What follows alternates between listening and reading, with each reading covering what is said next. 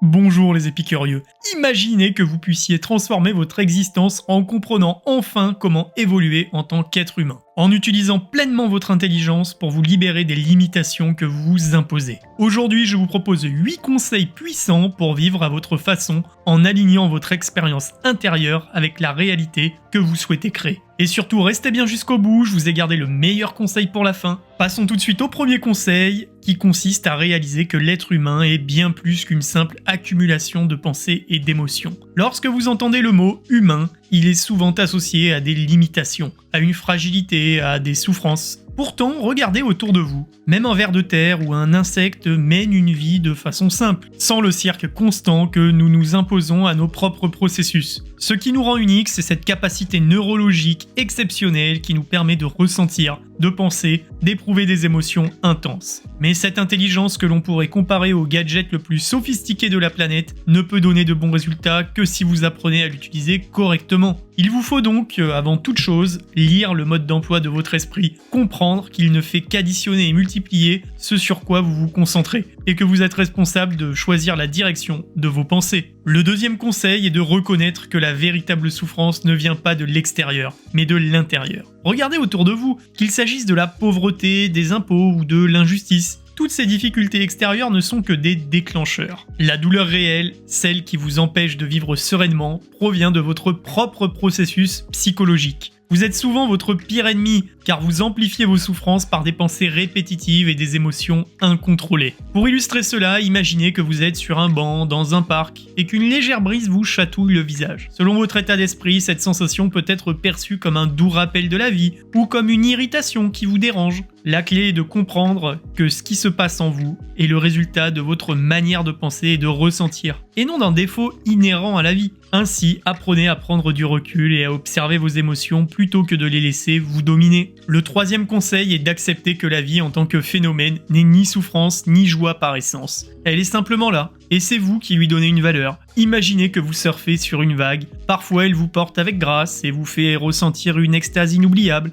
et parfois elle vous submerge et vous écrase. La différence ne vient pas de la vague en elle-même, mais de la façon dont vous vous y adaptez. La vie est cette même vague. Elle peut être fantastique ou terrible selon la manière dont vous choisissez de vivre. Plutôt que de vous laisser écraser par ces aléas, il est primordial d'apprendre à la surfer, c'est-à-dire à ajuster vos réactions et à transformer chaque expérience en une opportunité de croissance. Le quatrième conseil consiste à comprendre que la transformation personnelle réside dans l'ingénierie de votre intérieur. En d'autres termes, il ne s'agit pas de modifier le monde extérieur pour y trouver le bonheur, mais bien de reconfigurer votre esprit pour que toute expérience, qu'elle soit positive ou négative, se déroule selon vos propres conditions. Prenez un peu le temps là de vous poser, de méditer et de réfléchir à ce que vous voulez vraiment par vous-même. Imaginez que vous êtes le capitaine d'un navire. Si vous laissez le vent décider de votre trajectoire, vous risquez de vous perdre. Mais si vous prenez le contrôle du gouvernail, vous pouvez orienter votre vie vers le port de votre choix. C'est ce processus d'ingénierie intérieure qui vous permettra de créer le bien-être que vous recherchez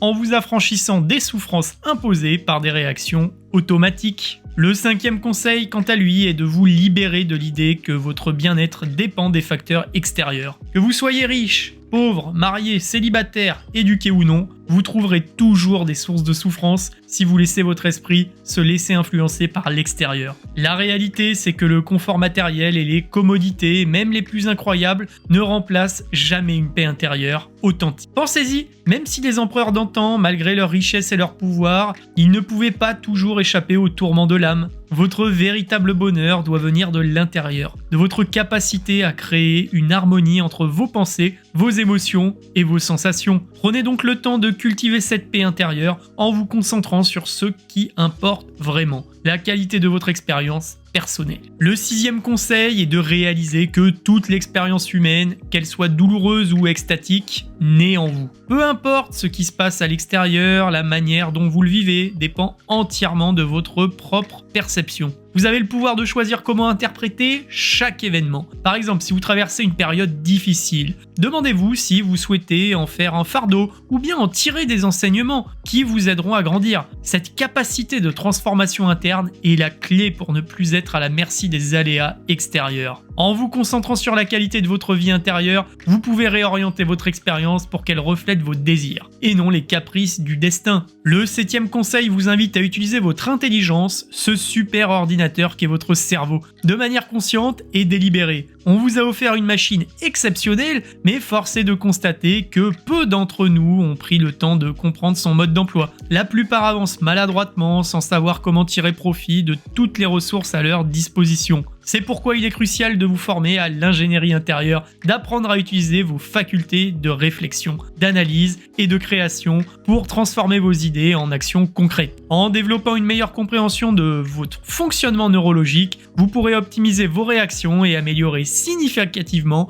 vos qualités de vie. Imaginez que vous découvriez enfin comment programmer votre esprit pour qu'il vous serve et non l'inverse. Vous seriez alors capable de transformer chaque moment de souffrance en une opportunité de bien-être. Le 8e et dernier conseil consiste à prendre conscience que la véritable transformation ne viendra pas d'une aide extérieure, mais de votre engagement à changer votre manière de penser. Vous n'avez besoin d'aucune assistance extérieure pour améliorer votre vie, car le pouvoir de la transformation est en vous. Prenez un moment pour observer comment, même lorsque tout semble aller mal, c'est votre propre esprit qui amplifie la souffrance. Ainsi, la question fondamentale à se poser est: quel niveau de bien-être souhaitez-vous vraiment pour vous-même? Si vous aviez le choix entre souffrance et la félicité, pourquoi ne pas opter pour la joie et la sérénité? Ce choix, bien que simple en apparence, est le plus important de tous. Il vous invite à assumer la responsabilité de votre propre expérience, à décider que vous allez vivre de la manière qui vous correspond vraiment, et non pas selon des schémas dictés par des influences extérieures. Si vous êtes arrivé jusqu'ici, c'est que vous devez absolument vous abonner pour ne pas rater mes autres questions qui arrivent dès demain. Alors dites-moi, êtes-vous prêt à prendre le contrôle de votre expérience intérieure et à transformer votre quotidien? Quelles actions allez-vous mettre en place dès aujourd'hui pour aligner votre vie